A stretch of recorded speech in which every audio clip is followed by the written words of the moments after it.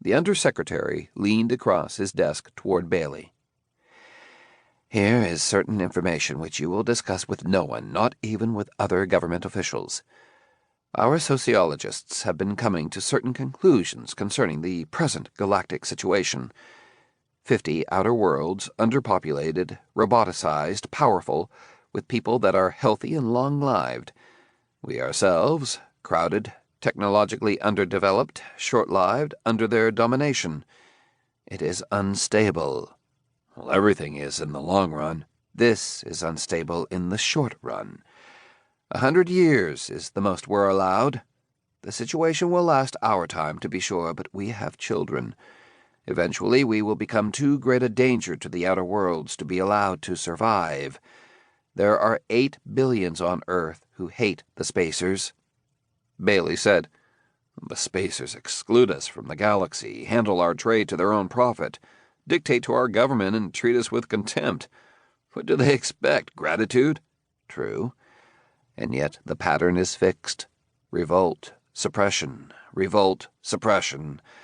And within a century Earth will be virtually wiped out as a populated world.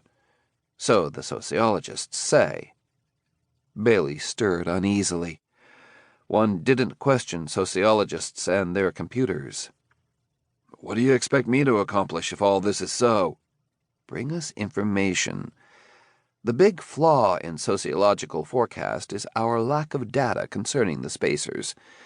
We've had to make assumptions on the basis of the few Spacers they sent out here.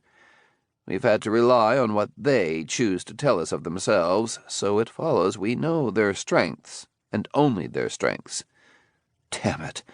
They have their robots and their low numbers and their long lives, but do they have weaknesses?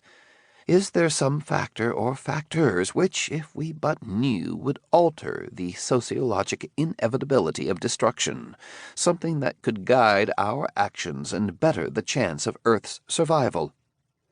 "Hadn't you better send a sociologist, sir?" Minim shook his head. "If we could send whom we pleased, we would have sent someone out 10 years ago when these conclusions were first being arrived at. This is our first excuse to send someone, and they ask for a detective, and that suits us. A detective is a sociologist, too. A rule of thumb, practicing sociologist, or he wouldn't be a good detective. Your record proves you a good one." "Thank you, sir," said Baley mechanically. "And if I get into trouble?" Minim shrugged.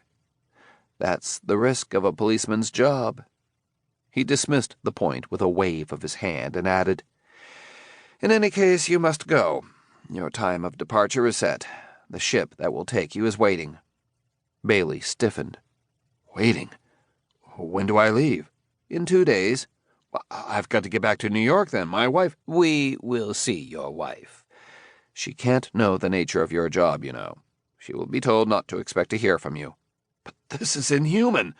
I must see her. I may never see her again," Minim said.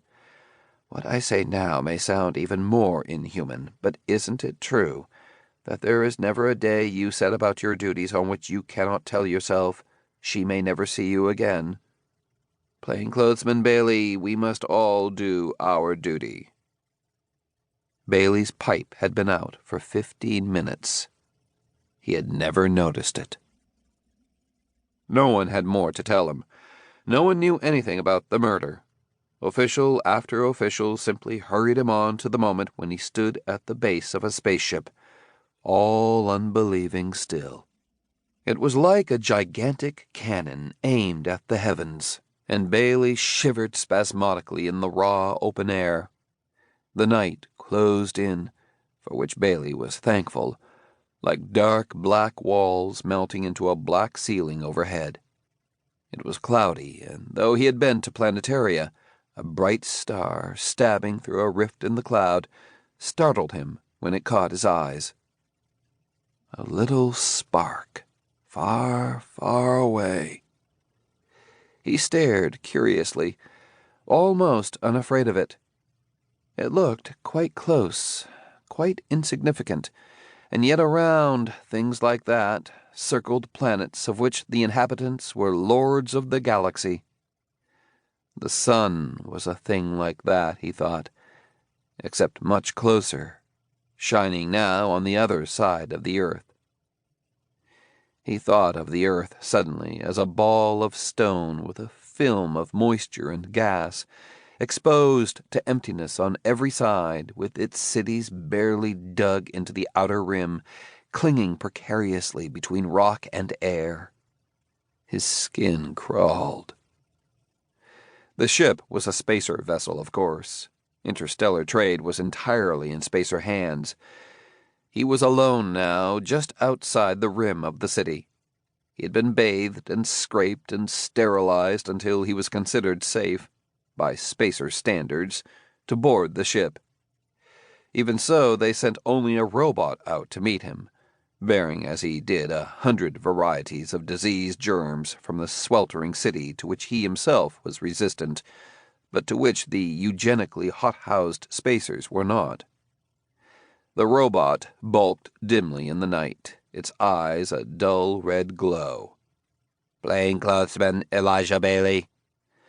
"That's right," said Baley crisply, the hair on the nape of his neck stirring a bit.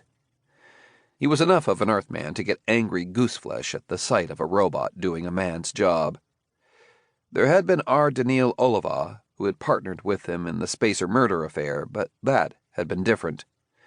Daneel had been, "You will follow me, please," said the robot, and a white light flooded a path toward the ship.